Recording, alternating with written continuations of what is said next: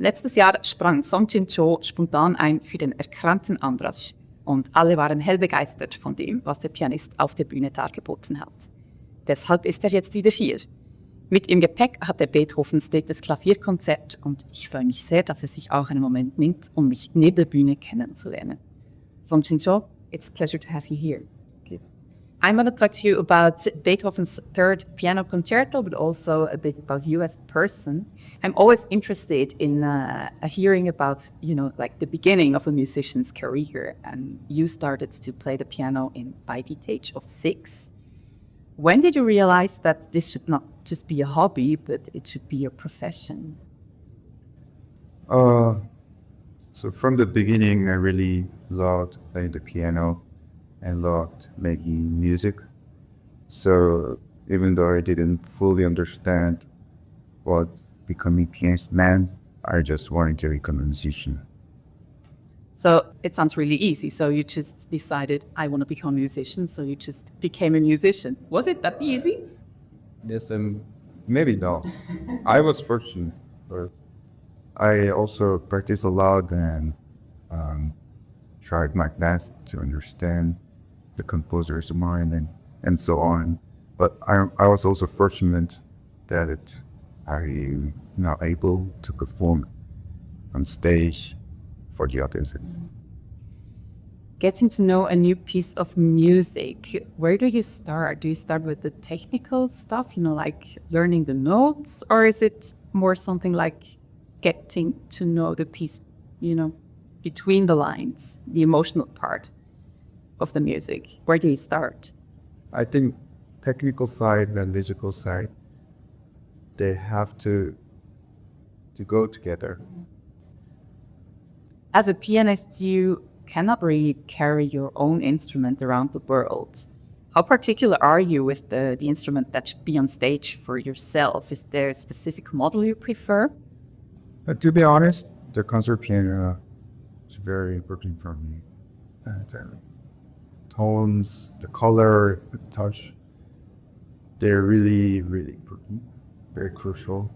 So I always pray that there will be the piano that I'm happy with. I usually play on Steinway. But I also enjoy, the challenge of adapting. You describe yourself as an introverted person, and yet you now perform on the biggest stages around the world. How does that go together? I forget about myself when I'm on stage. So I don't think about my nationality, my personality, my gender. So on stage, I'm no longer an introverted person. So that is like you yourself, you get lost in your musical self. On stage, yeah. It's, I think it's the state of unconsciousness. And with the Lucerne Festival Orchestra, you're going to play Beethoven's third piano concerto. And the composer actually was the soloist himself when he premiered the work in Vienna. What do you know about the abilities or the qualities of the composer? Knowing the piece, what does the music say about Beethoven? This concerto shows that Beethoven was actually a very strong and skilled pianist. In the first movement, Beethoven shows his ability to play big scales, fast arpeggios, and also in the cadenzas, which shows his creativity. And in the second movement, he shows his deep emotions. So I believe that he was really great pianist. We know that in the time of the premiere of the piano concerto, he already had a severe hearing loss. At that time, we know that he eventually became totally deaf. Do you feel something in the music about that growing despair of the composer, of that hearing impairment? Well, in general, I feel that whenever I perform his piece, his music feels like there's a fight between good and bad, and then he's confronting the fate rather than accepting. So whenever I perform his music, I feel like people can overcome challenges. Do you remember when you performed the piece for the first time? It was in 2013 in Korea. I was 19 years.